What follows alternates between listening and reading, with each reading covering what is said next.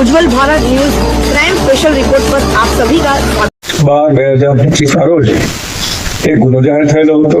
એમાં હકીકત એવી હતી કે જે મનીષ હિંમતલાલ રાઠોડ કરીને છે, એક અણાવતી ક્લબની બાજુમાં આવેલ ખેતલા આપા છે, તે બેઠેલા હતા.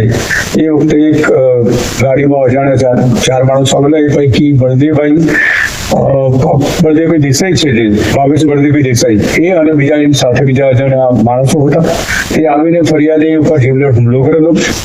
તે બાબતે સખેત પોલીસ સ્ટેશનની અંદર ગુનો દાખલ કરવામાં આવેલો હતો. આરોપી પકડવા પર બાકી હતા. આ જે આરોપીઓ છે એ પૈકી ભાવેશ બળદેવ દેસાઈ છે, એ હારીજ કોર્ટમાં પકડવાના કામે હાજર થતા.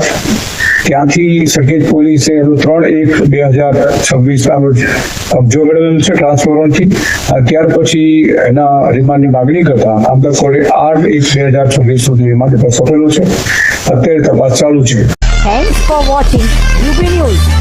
Like and comment and don't forget to subscribe for latest updates.